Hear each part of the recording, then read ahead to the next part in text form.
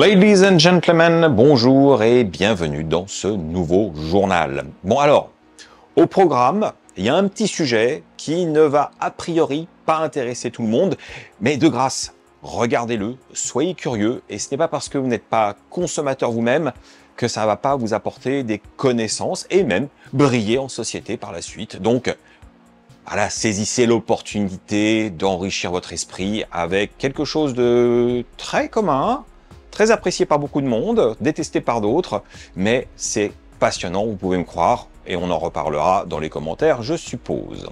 En attendant, il y a d'autres sujets, et on commence sans plus attendre. Ça faisait assez longtemps que je ne vous ai pas parlé d'une nouveauté chez Picard, et pour cause, il n'y avait pas de nouveauté chez Picard. Enfin, du moins pas de nouveauté pour les véganes. Et cette semaine, il y a ça qui est sorti. Regardez. Les Vegjet saveur barbecue. Vegjet. Bon, c'est du nugget. Ouais, bref, c'est pas... Le nom, il n'est pas heureux. Le nom n'est pas heureux. Mais qu'importe. Nous sommes donc sur des petits nuggets. Je sais pas quelle taille ils ont, mais sur la photo, ils ont pas l'air bien gros, ce qui est tout à fait normal. Bon, hein, comme toujours, on aime le petit logo qui va bien, même si il y a toujours la notion végétale chez Picard. Et généralement, d'ailleurs toujours, quand j'ai vu végétal chez Picard, ça a toujours été bien végétal, pas avec des œufs. Dans ce cas-là, c'est marqué végétarien. C'est encore autre chose. Bref, alors, c'est dans cette gamme Snack Now. Snack Now, c'est fait pour les pauses déjeuner, en gros. Et donc, ça se réchauffe au micro-ondes. Voilà. Bon, heureusement, il donne la méthode pour le faire à la poêle. Donc, 10 minutes à la poêle avec un peu de matière grasse. Et nous allons voir de quoi il en retourne. Alors, voilà. Les nuggets vegan de chez Picard. Et je sais pas pourquoi, je vais quand même en regarder un autre, mais... Ouais.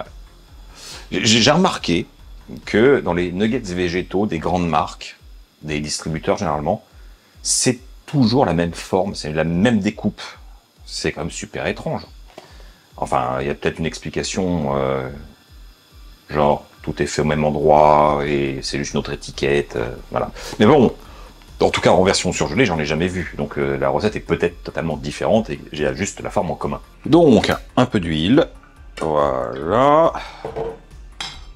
Alors c'est marrant, hein, c'est pas indiqué sur le paquet qu'on peut les faire à la friture. Cela dit, c'est déjà pré-frit. Ça explique certainement cela.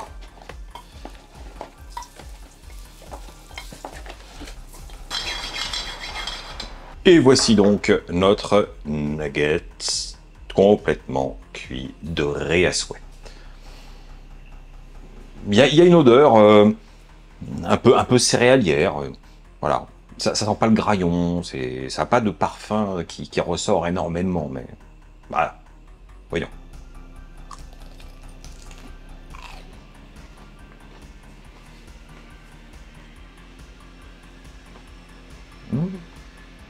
Ça a du goût et c'est original. Il y a une petite note un peu fumée à cœur, et c'est là que je me rends compte, regardez, sur la boîte, hein, c'était comme bien marqué, saveur barbecue. Et je me faisais la réflexion en cuisant, mais il n'y avait pas de sachet de sauce barbecue. Bah, c'est un peu confus dans ma tête. Bah non, tout s'explique. C'est que l'intérieur du nugget est effectivement avec un léger parfum de barbecue, qui n'est pas excessivement fort, mais qui est reconnaissable. Voilà. C'est bien fait, c'est bien fait. Alors, la panure est bien croustillante. Bon, ça, je pense que maintenant, les industriels commencent à bien maîtriser le sujet.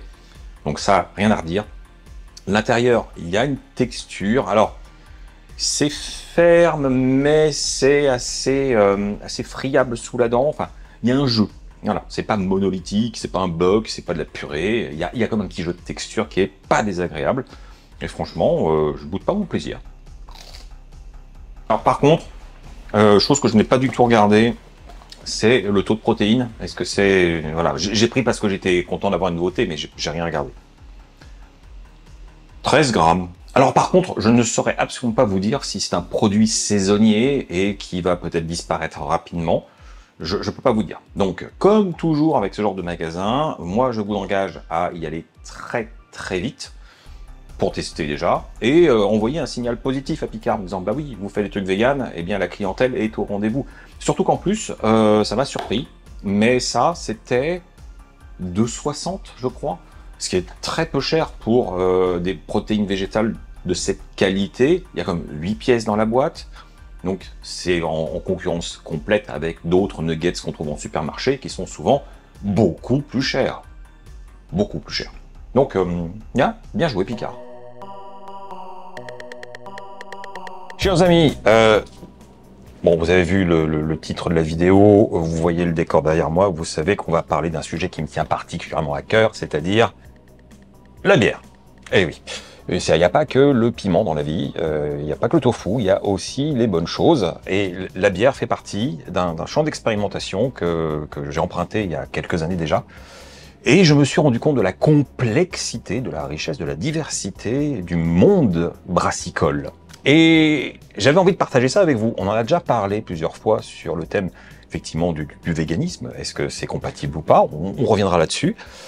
Et j'avais envie d'être accompagné, cette fois-ci, de quelqu'un qui s'y connaît particulièrement bien. Mesdames et messieurs, j'ai le plaisir de vous présenter mon ami Jean-Yves, qui est à la base un condisciple à l'époque où nous faisions du combat au sabre laser. Oui, nous étions des grands sportifs. Tout à fait.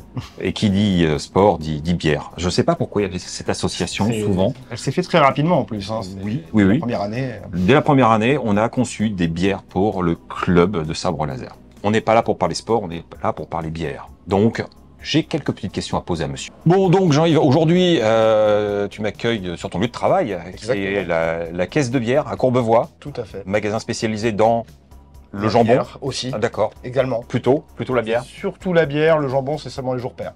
D'accord. Ce qui ne nous intéressera pas, vu le sujet de la chaîne. Tout à fait. Alors, si j'ai bien compris, non seulement tu t'es mis dans la vente, mais ça va bien plus loin, parce que ta passion te mène à reprendre des études pour devenir zytologue. Tout à fait. Ce n'est pas un gros mot. Est-ce que tu peux nous expliquer ce que c'est que la zytologie? Ouais, c'est assez simple. En fait, la zytologie, comme l'œnologie pour le monde du vin, ça va être vraiment l'étude de la dégustation de la bière, son processus de fabrication, et tout le but en soi de la zytologie, c'est de partager la passion de la bière. D'accord. Tout simplement. Donc ça va de l'analyse en termes de saveur, de la détection d'ingrédients. C'est ça, on va voir donc l'analyse organoleptique, oui. Donc toutes les recherches d'aromatiques, les recherches de saveurs, on va essayer de déterminer les styles même à l'aveugle, être capable de ça, un peu comme pour justement un œnologue va le faire avec un vin, va reconnaître un cépage, va reconnaître, je sais pas, un millésime, j'y connais pas grand chose en vin, je vais pas trop m'avancer là-dessus. D'accord.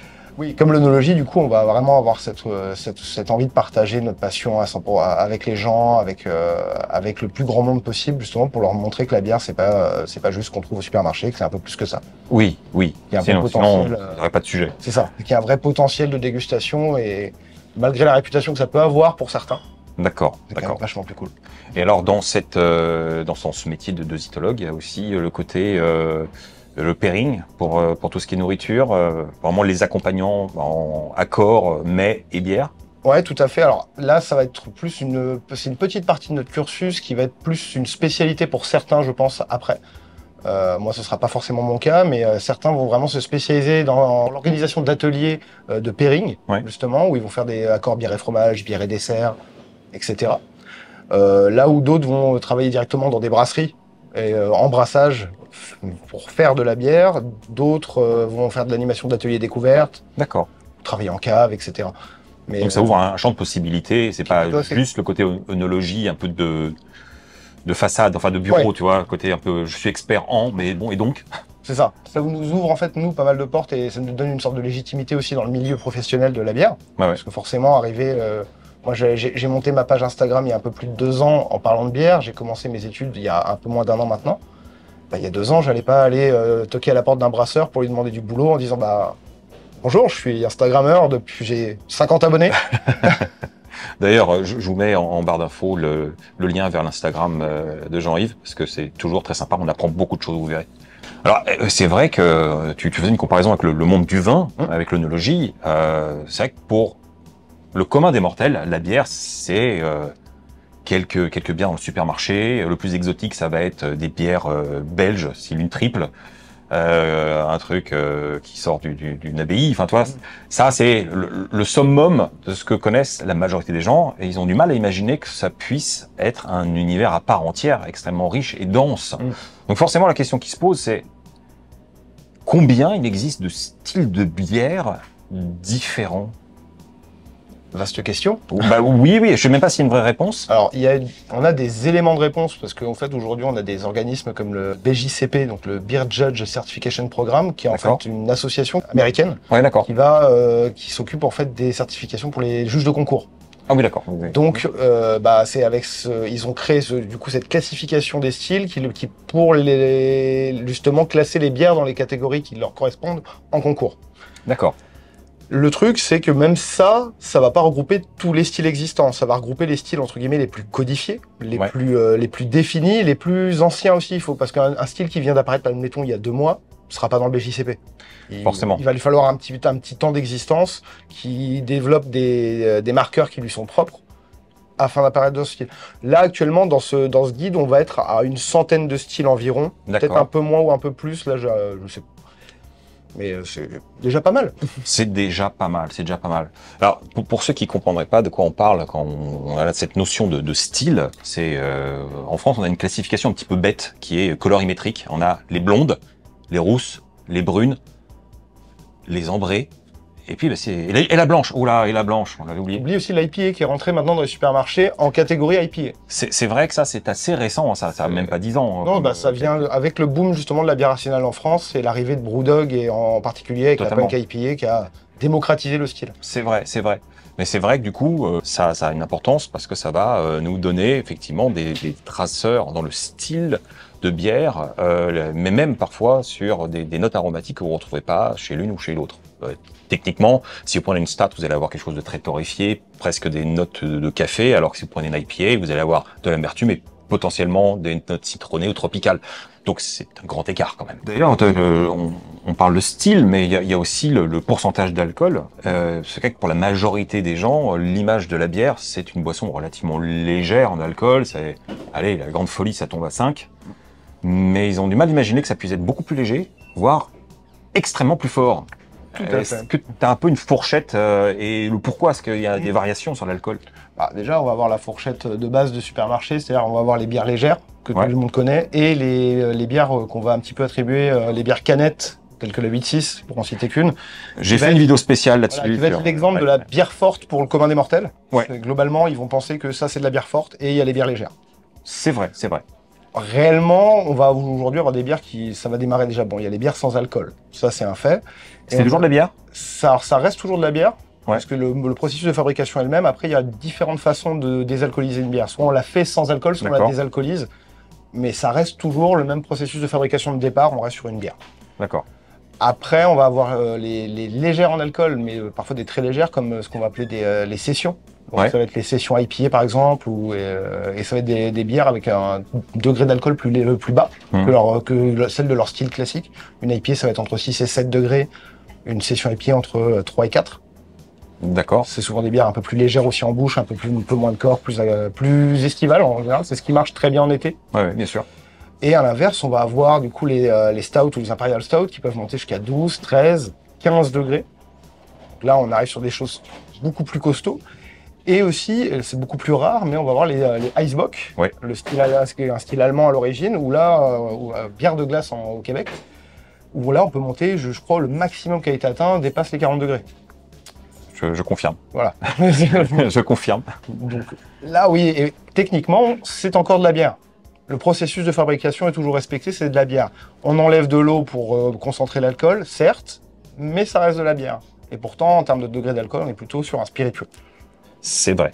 C'est vrai que quand on titre à ce niveau-là, on est presque proche d'un whisky, plus que effectivement d'un quelque chose de léger. Ça c'est évident. Et pour le coup, j'ai pas la réponse, mais à voir au niveau de taxation aussi, en termes de taxation de l'alcool, je me demande si c'est pas taxé comme un spiritueux à ce niveau-là. C'est une question à creuser. Je ne sais pas. Bon, je voudrais juste qu'on revienne sur quelque chose, parce que j'ai moi peut-être oublié des éléments quand j'ai parlé de bière et d'alimentation végétale. Donc, pourquoi, a priori, on le sait, toutes les bières ne sont pas vegan friendly? Malheureusement, c'est dû à des choses qu'en plus on ne peut pas détecter à la dégustation. C'est beaucoup d'utilisation en fait. C'est particulièrement sur les brasseries industrielles qui vont utiliser des collagènes issus de poissons. Le fameux isinglass. L'isinglass, Ouais. tout à fait. Et on va utiliser aussi de l'œuf. On peut utiliser Caséine. oui, bah oui, du lactose aussi. Ouais. On va retrouver pas mal de choses dans les bières qui font qu'elles sont pas véganes. Le lactose, par exemple, ce qui est bien, c'est que c'est un allergène, donc il va être indiqué sur l'étiquette obligatoirement. Ouais. Le collagène de poisson, s'il est utilisé lors de la filtration de la bière, on ne le saura jamais. Ouais. Ou à part si on se renseigne, on demande au brasseur, etc. Mais en tout cas, en allant au supermarché ou je sais comme ça, en regardant une bouteille, on ne le saura pas. Ouais. Ça, c'était le cas, justement, le cas d'école Guinness, Par exemple. qui, dans sa recette traditionnelle, donc c'était même pas ce côté, justement, industriel, ça a toujours été comme ça, jusqu'à ce qu'il y ait une pétition de vegan pour dire ouais, mais nous, on veut pas boire de trucs avec des collagènes de poisson, faites quelque chose. Et ils ont cédé. Et donc maintenant, les bières Guinness sont véganes. Ouais. Et ça, c'est Heineken aussi, qui a fait la démarche en 2016 aussi, d'être, si je ne me Ouais. trompe pas. Enfin, mais c'est quasiment tous, en fait. Hein. de plus en plus en industriel. Je crois que Cronenbourg aussi, ils sont passés au truc. Hein. Aujourd'hui, ils se rendent aussi compte qu'il y a une part de marché qu'ils veulent pas perdre. Ouais. C'est les véganes, maintenant que ils peuvent plus dire que c'est une petite mode qui va passer. Non. C'est quelque chose qui est maintenant ancré.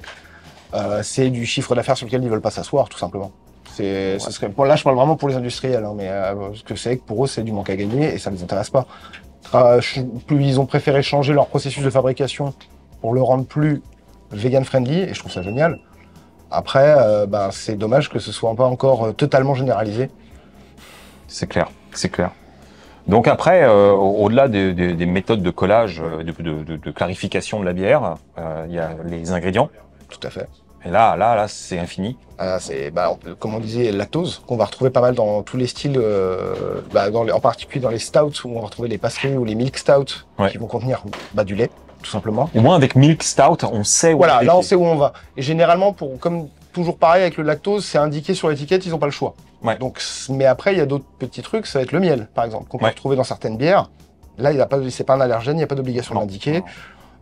Certains colorants, le colorant rouge en particulier, pour Oui, certaines bières un peu... Un petit peu un E120 là. Un E120, on Ouais. peut retrouver assez facilement dans la bière.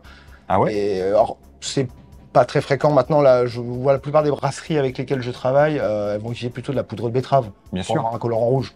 Mais même toi, dans les gros trucs industriels qui sont pas qualitatifs, j'ai jamais vu de E120. Je pense que là, c'est quelque chose qui doit dater un peu et que c'est Ouais. pas quelque chose qu'on va retrouver aujourd'hui. Mais on sait jamais. Techniquement, c'est possible. Ok. Moi, j'ai entendu parler de bières dans lesquelles ils utilisaient carrément de la charcuterie. Ah bah oui. Tu vois, et des trucs un peu foufou. Ah bah, Et, bon, c'est c'est vrai qu'on peut faire de la bière à peu près ce qu'on veut. Là, en l'occurrence, là, il n'y a pas si longtemps que ça, j'ai bu une bière à la choucroute. Oui. Que je trouve excellente. mais des véganes. Mais là, pour le coup, ils ont utilisé le fumage. On a du malt fumé qui donne l'effet fumé du côté saucisse fumée sans avoir de la saucisse dedans. Bien sûr. Mais on peut très bien utiliser vraiment de la charcuterie, Vraiment. si on veut. Ouais. Donc, faut C'est quand spécifier, quoi. c'est quand pas juste même que une idée que le nom. particulière, mais c'est vrai que si quelqu'un veut se taper un grand délire et faire une bière au saucisson, il peut essayer de mettre il peut essayer de faire une bière avec du saucisson. Je garantis pas le résultat. Et on ne saura pas le résultat. Ouais. Non. Ça, on n'a pas envie. Et alors, il y a une autre catégorie qui est, bon, certainement très anecdotique, mais dont j'ai entendu parler, que j'ai jamais rencontré, c'est la oyster beer. Pareil, genre je la connais de nom, j'en ai jamais bu. L'Oyster Stout en particulier, on va être du coup sur un stout à l'huître. Donc il devrait apparemment rajouter des notes assez iodées dans le stout, ce qui doit être sur le principe assez sympa. Ouais. Il y a d'autres façons d'avoir un côté iodé. Je pense. J'ai goûté une gauze aux algues il n'y a pas très longtemps qui était Bien sûr. délicieuse. Mais ça pareil, j'ai jamais eu l'occasion d'en boire. Et on n'en vend pas là où je travaille. Bon, ok. Comme quoi, c'est anecdotique. Mais c'est bien de vous en parler, de vous dire, attention, ça existe. Et oui, tout existe. Tout. Bon, donc, on a parlé de toutes les horreurs possibles qui peuvent être dans la bière. On est loin d'avoir parlé de toutes les horreurs possibles. Non, mais on a évoqué quelques possibilités, mais soyons positifs. Oui. Dans la bière, alors c'est bon. Bon, on va le rappeler une fois pour toutes, c'est à consommer avec modération. Voilà, vous êtes prévenus. S'il vous plaît. Vous êtes grands, mais faites les choses bien. Donc, Qu'est-ce qu'il y a dans la bière en termes d'apport nutritionnel, est-ce qu'il y a des bienfaits, est-ce qu'il y a des choses avérées qui sont, c'est bon, oui, mais c'est bien. Oui. Oui. Ah, vas-y. Surtout dans le cas de la bière artisanale, en l'occurrence, que les bières industrielles, elles vont être trop filtrées, en général. C'est aseptisé, il n'y a plus de levure. Il n'y a plus grand-chose à en tirer d'un point de vue nutritionnel. Ça va pas être mauvais pour la santé particulièrement, c'est juste pas très intéressant. D'accord. Par contre, sur une bière artisanale, particulièrement une bière non filtrée, on va avoir pas mal de vitamines, de minéraux. D'accord. Des vitamines du groupe B, en l'occurrence, dont de la B12, qu'on peut retrouver dans la bière. C'est avéré, ça? Parce que je l'ai lu. Voilà, moi j'ai pas les vérifier, j'ai pas vu d'études scientifiques sur le sujet. C'est ça qui m'inquiète. Donc ne vous supplémentez pas à la bière pour avoir votre taux de B12, c'est pas clairement. Et à mon avis, ce qu'on va trouver en quantité de vitamines dedans sera quand même très limité. Très maigre, oui. On va retrouver du coup ces minéraux. Par contre, ce qu'on va avoir, c'est via le houblon aussi, c'est des antioxydants. Ouais. Parce qu'il a aussi des propriétés anti-inflammatoires. Ouais, tout à fait. Pareil, ça va pas soulager les douleurs après un effort sportif. Mm-hmm. Mais c'est pour ça qu'il y a beaucoup de sportifs qui se prennent une bière après l'effort. On sait. Oui, non, on était sage. On était très sage. Mais oui, effectivement. Ça aide à la récupération. C'est ça. Paraît-il. Mais est-ce que, pareil, il y a des études qui le prouvent ou c'est plus une tradition sportive et puis on le justifie en disant oui, mais en fait, je fais de la récup? Il y a eu des études sur le produit qui ont été faites et qui prouvent que oui, en effet, il y a toujours des antioxydants, il y a toujours des vitamines et des sels minéraux. Après, leur impact sur l'organisme, il est quand même assez limité parce qu'il faudrait en consommer quand même beaucoup, ce qui n'est pas conseillé vu qu'il y a de l'alcool dedans et que l'alcool est toujours à consommer avec modération. Toujours. Mais il y a vraiment des bonnes choses dedans. Dans le cas de la bière artisanale non filtrée, là, on retrouve quand même des bonnes choses. Mais d'ailleurs, je rebondis sur un truc auquel je pense. Tu vois, la levure de bière, la levure maltée, ou même les extraits de levure style Marmite, tu vois. J'ai appris que c'était vraiment à base de bière à la base. Mais c'est quoi exactement? C'est les fonds de cuve? C'est une bonne question. Là, je ne sais pas du tout. On fait du sujet. Mais apparemment, c'est vraiment issu du milieu brassicole, en fait. C'est bon à savoir, ça. Que la levure de bière, c'est bon pour les cheveux. Boire une bière, ça peut être bon pour les cheveux. C'est vrai qu'on me rappelle encore quand j'étais gamin et que je prenais de la levure de bière pour que mes cheveux poussent plus vite. D'ailleurs, tu l'as toujours pas coupé. Toujours pas. Bon, comme j'y pense, parce que derrière nous, là, on a beaucoup de bières d'Île-de-France. Ouais. Moi, j'ai constaté que depuis moins de 10 ans, en fait, tu as quand même une prolifération de microbrasseries à travers toutes les régions de France, alors que ça avait complètement disparu ou c'était assez anecdotique. Comment tu t'expliques ce phénomène? C'est une mode? C'est un truc qui est dans l'air du temps ou il y a une vraie demande? Alors, l'expliquer, c'est compliqué. Par contre, c'est vrai qu'aujourd'hui, je suis d'accord, on a près de plus de 2000 brasseries, microbrasseries en France. Ouais, quand même. Il y en a des nouvelles qui ouvrent quasiment tous les mois. Ouais. D'autres qui ferment aussi, malheureusement, tous les mois. Bien sûr. C'est un fait, le marché il est comme ça. Après, de là à dire aujourd'hui, je pense plus qu'on puisse dire que c'est une mode. On aurait pu dire ça au début, quand ça a commencé. Aujourd'hui, je pense qu'on a quand même ancré ça de façon assez durable et que ça va continuer de se développer encore un moment. On est encore dans une bonne phase de développement par rapport à tout ça. Je pense qu'il y a encore des nouvelles brasseries qui vont apparaître, d'autres qui vont se stabiliser, d'autres qui vont disparaître. Et qu'à la fin, on aura un peu comme aux États-Unis, parce qu'eux, ils ont un peu d'avance sur la craft beer par rapport à nous. C'est vrai que je pense qu'on arrivera doucement à ce côté-là avec peut-être des terroirs un peu plus développés dans les régions de France.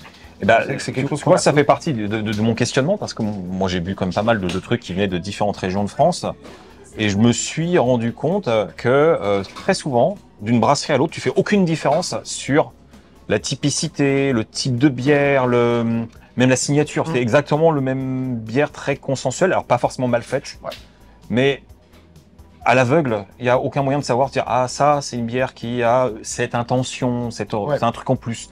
C'est toujours le même type de bière, où on retrouve d'ailleurs les classifications un peu blonde, brune, ambrée, voilà, IPA.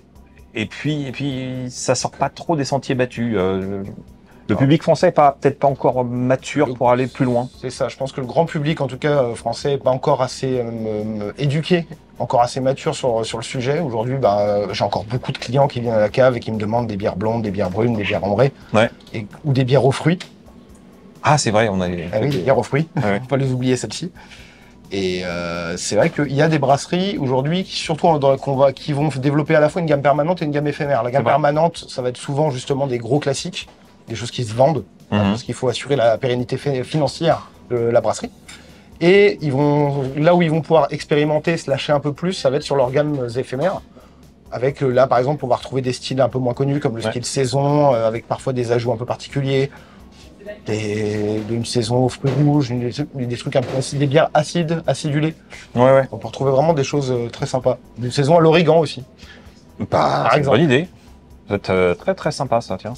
Mais du coup, est-ce que on pourrait dire, malgré tout, qu'il existe un type de bière française? Voilà, on a un style. D'accord. C'est la bière de garde. Ah oui. C'est le style français, donc c'est un style qui vient du Nord-Pas-de-Calais. C'est les Flandres, surtout. C'est né dans le Nord-Pas-de-Calais. D'accord. Basiquement, les premières traces, elles viennent vraiment du Nord-Pas-de-Calais. Par contre, on est vraiment sur un style qui est un peu bâtard, dans le sens où il peut être blond, ambré, brun. Oui.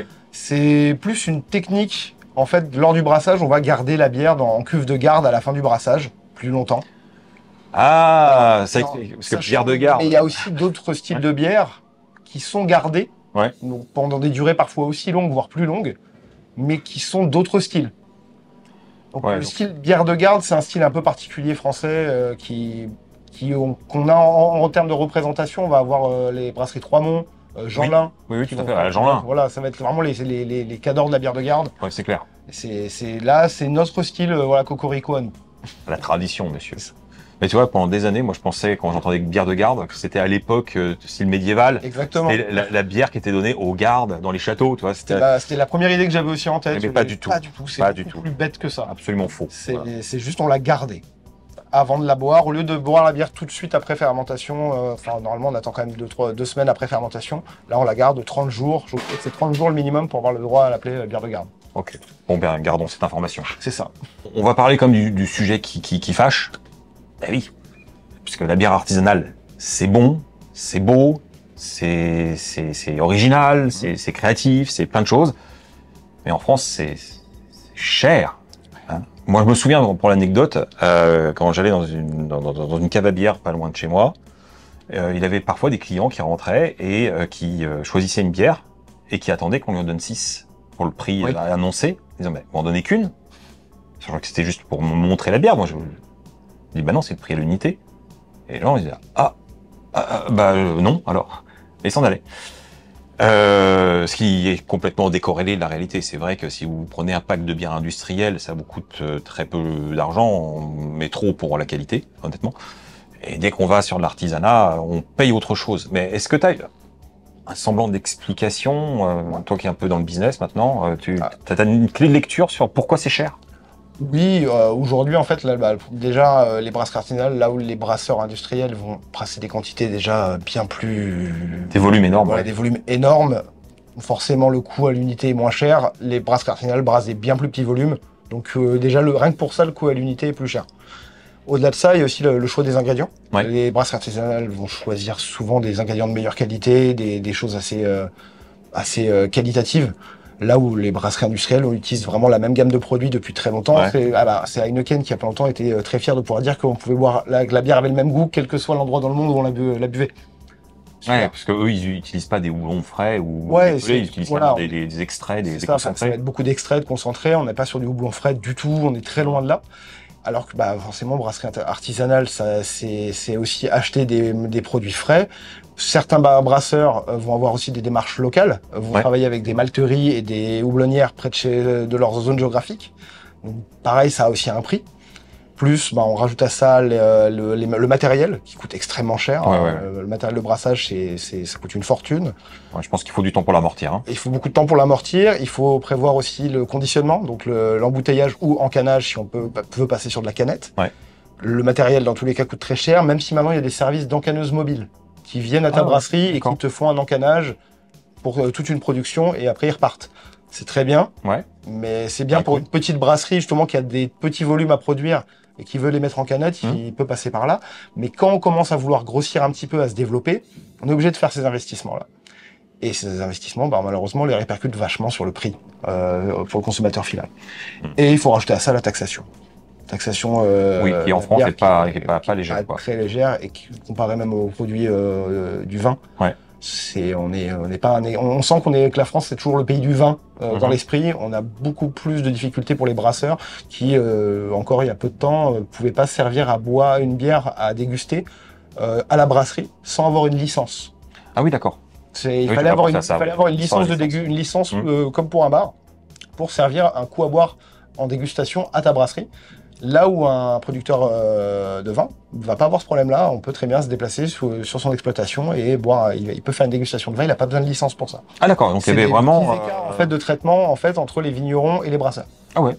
Les syndicats aujourd'hui de brasseurs indépendants et les Brasseurs de France, qui est le plus gros syndicat, se battent aussi pour faire évoluer ça et ramener un petit peu les choses au même niveau.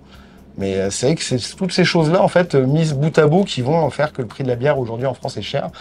Et les bières artisanales françaises les moins chères qu'on va trouver, c'est souvent les brasseries artisanales qui sont là depuis un moment déjà.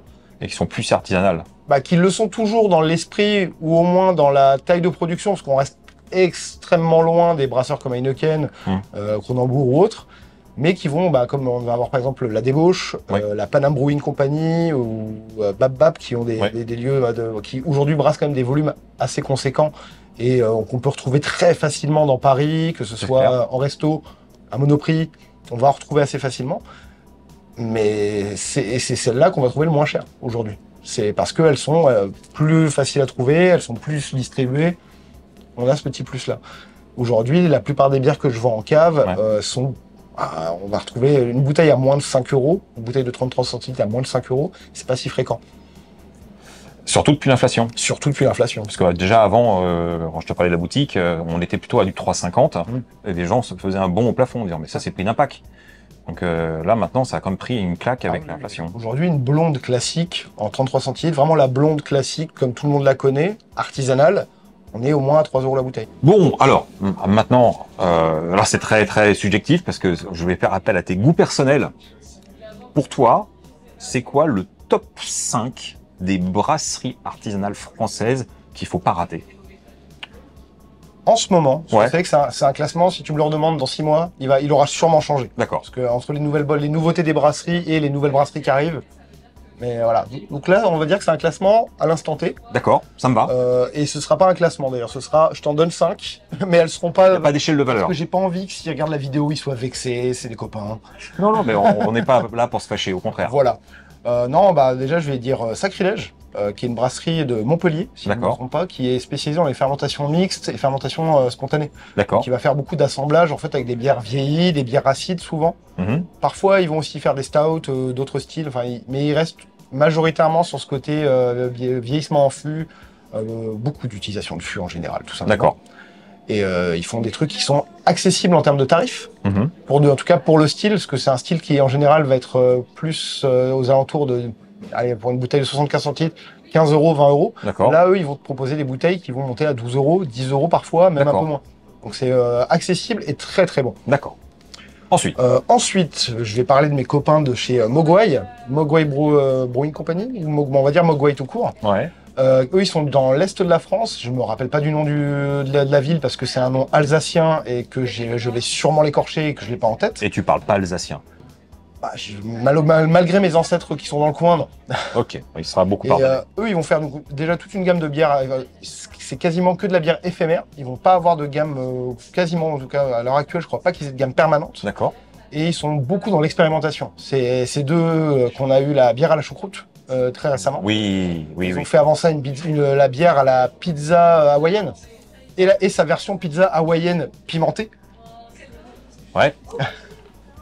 Moi, je suis un fervent défenseur de la pizza hawaïenne. Ouais, mais moi je suis pour le bûcher. Et à côté de ça, ils vont faire aussi des bières un peu plus classiques, des styles aussi classiques. Là, ils ont fait une série de bières qui s'appelait Cavalier de l'Apocalypse. Avec 4 pays représentés. Donc, tu en avais une qui était du coup avec le houblon Sorachi, houblon japonais, qui a été mis avec du wasabi. D'accord. Par exemple. Ils ont fait une Keller Beer, donc un style de bière blonde allemand, bretzel moutarde. Ouais, chouette ça. Voilà, que des petits trucs assez barrés, un peu comme ça, toujours un peu fou, mais ce que j'aime beaucoup chez eux, c'est qu'ils essayent toujours de le faire bien. D'accord. C'est qu'ils font des choses bizarres. La gousse à la choucroute, clairement, c'était particulier. Mais je l'ai vraiment beaucoup aimé. Passons à ton troisième choix. Troisième choix, je vais parler de Fauve. Fauve, ouais. Alors, eux, ils sont dans mon top depuis très longtemps. Pas forcément toujours à la première place, parce qu'ils sont pas toujours au top. Ils s'amusent. Ils s'amusent. Ils font des IPA qui sont excellentes. Pour tous les amateurs de bière très houblonnée, il y a vraiment de quoi faire. Et à côté de ça, ils font aussi des Imperial Stout, des styles. Ils font beaucoup d'incursions dans des styles qu'ils maîtrisent pas forcément d'ailleurs, et sur lesquels ils vont tâtonner. Parfois, c'est des grandes réussites, comme leur lager française, qui est une lager faite avec des maltes et du houblon français, alors qu'on parle d'un style allemand, et qui est devenue une permanente de leur gamme. Ouais, bien sûr. Qui est parce qu'elle est vraiment nickel. Il n'y a rien à dire dessus. Ouais, moi, je suis très très fan de leurs Imperial Stout, un peu bizarre, quoi. Ouais, souvent avec des ajouts un peu particuliers. Là, ils en avaient fait une avec du miel de châtaignier, par exemple, qui était assez intéressante. Bah, ça, j'ai pas goûté. Voilà, forcément, un peu compliqué, mais où tu retrouvais quand même ce côté châtaigne qui était assez intéressant. Ils avaient fait aussi une saison à la feuille de figuier, donc une bière acidulée avec vraiment cette note très légère, un peu herbacée figue, très agréable. Et à côté de ça, ils ont fait des Imperial Stout avec des vieillissements en barrique pendant 2 ans. Ça, c'est beau, ça. C'est délicieux. Mais je suis d'accord. On va passer au 4e. Et alors là, pour le 4e, c'est un peu plus compliqué de faire mon choix, mais je pense que je vais partir sur la brasserie Galibo. Je sais plus exactement où ils sont en France, donc il faut pas qu'ils m'en veuillent. C'est une brasserie que j'aime beaucoup parce qu'ils travaillent sur des styles historiques, majoritairement. On va retrouver beaucoup les styles allemands, en l'occurrence. D'accord. Donc les Dunkel, Helles, Lager, etc. Et c'est très réussi à chaque fois. Parfois, ils essaient d'y ajouter un petit truc, genre ils ont fait un bock à la cerise griotte. Sympa. Voilà. Et ils ont fait une Red India Pale Lager, où on va avoir un petit côté houblonné, plus un malt un petit peu caramélisé, donc ça donne vraiment un côté très particulier, tout en légèreté, très cool. Et pour ça, ils sont vraiment très forts. Alors, pour le coup, j'ai pas la chance de les connaître personnellement, donc s'ils nous écoutent, appelez-moi, je serais ravi de vous rencontrer. Ok, le message est passé. Et on finit par donc une 5e brasserie de ton choix. Ouais, on va finir là par une brasserie que j'aime beaucoup, dont je porte souvent le t-shirt, mais pas aujourd'hui, c'est la brasserie Cambier. Brasserie Cambier qui est située dans le nord de la France, à Croix. C'est une brasserie qui aujourd'hui qui a sa gamme permanente, sa gamme éphémère, gamme permanente avec des excellentes IPA, dont pour moi la meilleure IPA à la française, c'est-à-dire brassée avec du houblon français. Parce que les houblons français sont pas les houblons les plus aromatiques qui soient. Et du coup, réussir à faire une IPA fruitée, assez juteuse, avec des houblons français, ils ont su le faire et je trouve ça génial. Et ils la refont assez régulièrement. Ils ont plusieurs bières qui, pour moi, sont des must-have dans mon frigo. D'accord. Je les ai vraiment tout le temps. Leur double Citra, par exemple, qui est une double IPA au houblon Citra. Juste pour moi. Citra français. Là, non, pas pour celle-là. Que je veux dire, normalement. New French IPA qui est uniquement français, c'est avec du barbe rouge et de l'élixir, si je me trompe pas. Voilà, t'es sur des houblons alsaciens, normalement. Ouais, de toute façon, la plupart des variétés de houblons, aujourd'hui, les plus grosses houblonnières sont en Alsace. Oui, bien sûr. Mais et là, le barbe rouge qui a plutôt des notes de fruits rouges, mais qu'on utilise plus souvent en tant que houblon amérisant. Alors que l'utiliser pour de l'aromatique, c'est pas forcément le plus évident, parce il dégage pas forcément beaucoup d'arômes. Donc il demande un travail particulier, un soin particulier. D'accord. Et à côté de ça, ils font aussi des sours. En l'occurrence, il n'y a pas si longtemps que ça, une sour framboise rhubarbe, qui est juste magnifique. C'est un jus de fruits acides, comme je les aime. Et non, vraiment, Cambier, grosse recommandation de ma part. Allez-y sans hésiter, il n'y a rien que j'ai bu chez eux qui n'était pas bon. Ok, merci pour ta sélection. Riche et dense sujet. Oui. Donc, vous avez vu les amis, on a été bref pourtant. On n'a que effleuré la surface. Mais l'idée pour moi, c'était que vous ouvriez un peu votre esprit à la curiosité, de se dire que la bière, c'est pas forcément ce truc pas bon qu'on achète en supermarché. C'est comme ma relation avec le café. Il y a le café de commodité, moi je déteste, et puis il y a le café de spécialité qui est un autre niveau. Et c'est un peu le même jeu pour la bière, mais on pourrait le calquer à quasiment tous les sujets. Dès que c'est artisanal, que c'est fait avec une intention, qu'on sort de la grosse industrie aseptisée, on commence à avoir vraiment de la personnalité, à avoir des vrais beaux produits, des intentions, des surprises. Et puis c'est des produits vivants, donc on accepte aussi le jeu de ne jamais retrouver exactement le même goût et accepter le côté éphémère. Et c'est ça, c'est beau la vie. Oui. N'est-ce pas? Magnifique. C'est beau. Comme chaque mois, j'ai fait une petite commande sur le site Coro et il y a encore des trucs vegan à vous présenter. Et oui, heureusement, ça tombe bien. Alors pour les petits nouveaux qui n'auraient jamais entendu parler de Koro, qui est partenaire de la chaîne de longue date, Koro, c'est un site de vente en ligne sur lequel vous allez trouver énormément de produits avec un packaging très sobre. C'est une société allemande qui nous propose des produits de qualité avec un grand choix de produits vegan originaux à des prix moins chers que dans le commerce et des grands contenants. Moi, je suis très fidèle à cette marque depuis avant d'être en partenariat avec eux et j'espère que ça va continuer longtemps parce que j'adore leurs produits. Et aujourd'hui, on va parler de pesto. Oui, alors, attention, pesto classique, le pesto verde vegan de chez Koro est un de mes favoris, certes, mais c'est pas ce qui nous intéresse, je vous en ai déjà parlé. Ils ont aussi un pesto rosso, ok, moi je suis moins fan, même si c'est bon, c'est moins mon truc. Ils ont un pesto de pistache qui est juste incroyable, un pesto assez énigmatique au cœur de palmier. Oui, il m'a pas laissé un souvenir impérissable celui-ci. Et puis voilà, il y en a encore un nouveau en vegan, c'est celui-ci. Et bien sûr, vous parlez tous allemand couramment, il s'agit d'un pesto de fenouil sauvage. Alors attention, tous les pestos sur le site Koro ne sont pas vegan. La majorité le sont, mais celui à l'artichaut, celui à la sauge, par exemple, de mémoire, ne sont pas véganes. Donc faites attention, relisez bien. Normalement, c'est bien marqué. Donc aujourd'hui, pesto de fenouil sauvage et huile d'olive. Franchement, moi, ça m'attire. Déjà, le fenouil, c'est un légume que j'aime beaucoup, que je cuisine pas souvent. J'ai même tendance à le préférer cru, comme ça. C'est ce côté anisé, très frais, très verdoyant. J'aime vraiment beaucoup. Donc là, j'espère que je vais retrouver ce genre de notes, mais peut-être que je vais être surpris. Le côté sauvage est pas forcément le plus puissant. Ça donne d'autres aspects. Et je ne connais pas le fenouil sauvage. Bah voilà. Donc ça va être l'occasion. On va déjà sentir. Je m'attendais justement à avoir une note très anisée. En fait, c'est très herbacé. Pas du tout ressemblant à un pesto verde au basilic classique, hein, bien sûr. C'est une bonne tête. Ouais, là, au nez, ça me plaît. Alors, ok, je peux le goûter à la petite cuillère, ce que je vais pas me gêner de faire, hein, c'est bien sûr. Mais comme je suis un professionnel, je tiens à recréer les conditions idéales de dégustation classique d'un pesto, à savoir avec des pâtes. Et alors là, du coup, j'en profite pour vous montrer celui-ci, si vous l'avez oublié, les tortellini au tofu fumé de chez Koro, qui sont absolument délicieux. Je fais bouillir de l'eau, je fais cuire mes pâtes, je vais goûter le pesto comme ça d'abord, et après on va le mélanger pour voir si ça accroche bien sur la pâte, et si ça donne un intérêt. Allez hop, c'est parti. Bon, alors, voyons ça. Goûtons. Oh, pas plus, c'est peut-être très fort, on sait rien.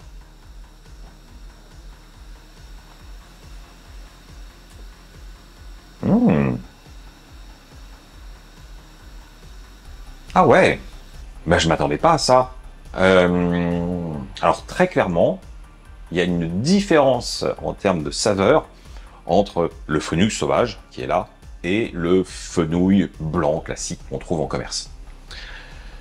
C'est un peu déroutant parce que j'ai eu plus un concentré aromatique très herbacé et après j'ai eu des notes que j'ai pu détecter comme étant dans la variété des fenouils. Et c'est très bon, c'est donc très prometteur. Donc j'ai hâte de voir avec les pâtes. C'est parti pour à peu près 12 minutes de cuisson. On se retrouve dans un instant. Et voilà, les amis, ça sent vraiment très bon. Je pense que j'ai passé un bon moment. Ouais, je m'avance peut-être, mais bon. Là, ça y est, je suis en confiance. Goûtons.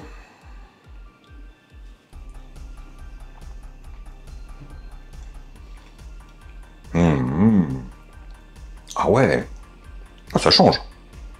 Je suis très content. Bon, vous l'aurez compris, déjà c'est très différent d'un pesto basilic. Ça, on s'en doutait, hein, c'est pas du tout la même plante, ça peut pas être les mêmes goûts. Il n'y a pas de cousinage en termes de saveur. En revanche, au niveau de la texture, effectivement, je suis sur un pesto avec ce mélange végétal, de texture, huileux, parce que quand même, hein, c'est avec de l'huile d'olive, Et au niveau de la préparation avec les pâtes, je l'ai détendu avec un tout petit peu d'eau de cuisson pour pouvoir fluidifier l'ensemble et recuire légèrement mes pâtes à la fin dedans. Ça s'est très très bien comporté, ça n'a pas déphasé, ça n'a pas fait des gros tas, ça n'a pas cuit. Non, ça s'est très très bien comporté. Donc là, moi je suis content, et je suis surtout content d'avoir une alternative au pesto verdé que j'adore, certes, mais de temps en temps, une petite variation, ça fait plaisir.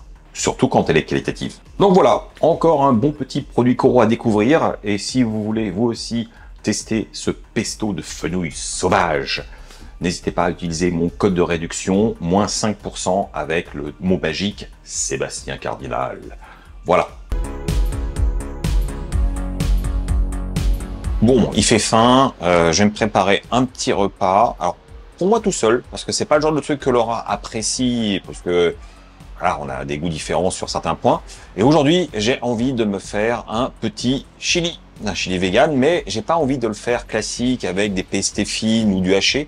J'ai envie d'utiliser quelque chose pour avoir plus de texture, plus de mâche, et pas un truc un peu trop puré. Parce que le chili, ça a différents stades. Donc j'ai envie de garder de la matière, que ce soit satisfaisant au niveau de la mastication, et bien sûr, très bon, parce que sinon c'est pas drôle.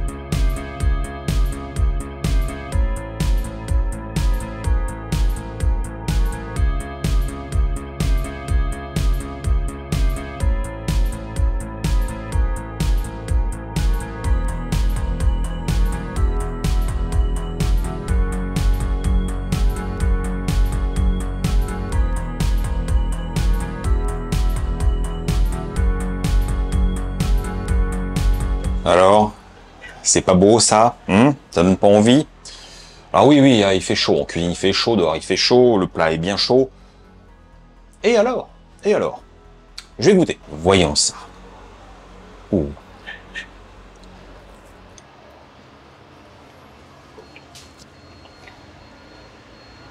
Eh bien, laissez-moi vous dire que je suis très satisfait de moi. Mon objectif d'avoir un chili un peu épais, avec beaucoup de texture, est atteint. Donc on a vraiment ces petites boulettes de protéines de soja texturées qui sont encore fermes et bien parfumées à cœur. Les haricots, je les ai mis en presque dernière minute pour que ça mijote à la fin, pour pas que ça surcuit et que ça se délite, que ça donne de la purée. Parce que ça, c'est un risque. Par contre, le poivron est bien fondant comme l'oignon. C'est pour ça que j'ai rajouté un petit peu d'oignon croustillant par-dessus pour donner encore un autre petit aspect sous la dent qui soit un peu ludique. En tout cas, c'est harmonieux au niveau des parfums. J'ai volontairement fait un chili qui ne soit pas particulièrement épicé, parce que je vais quand même essayer de le faire goûter à Laura. On sait jamais. Et moi, je me rajouterai après une petite sauce pimentée dedans pour... Enfin, vous me connaissez. Bref, vous n'êtes pas obligé de mettre du piment. Par contre, le chipotle, c'est un piment qui est relativement doux, mais qui a un caractère spécifique et fumé, qui donne vraiment une identité au plat. Donc, c'est pas facile forcément d'en trouver. Enfin, quoique, mais ça paraît indispensable de l'utiliser. Voilà, j'espère que cette petite recette de chili à ma manière vous aura plu, inspiré, et que vous allez la refaire chez vous. Bon, bah ça c'est fait. J'espère que vous avez passé une très bonne semaine et que vous avez apprécié ma compagnie le temps d'un instant. Je vous avoue que de mon côté, ça y est, je commence à être en souffrance à cause des températures élevées et un peu brusques. J'aimais bien la petite vague de froid avant, là, on était bien, hein. Bon ok, il y avait de la pluie, mais c'était beaucoup plus respirable. Là c'est déjà difficile et c'est que le début. Super. Donc bon, je vais quand même faire des vidéos, mais j'ai hâte d'être à octobre, hein, je vous le cache pas. Voilà. Bon, allez, portez-vous bien. N'oubliez pas les trucs d'usage, hein, comme d'habitude. Merci à tous ceux qui le font déjà. Et si vous ne le faites pas encore, allez-y, vous allez voir, c'est sympa. On se retrouve la semaine prochaine sans faute pour de nouvelles vidéos. Tchuss!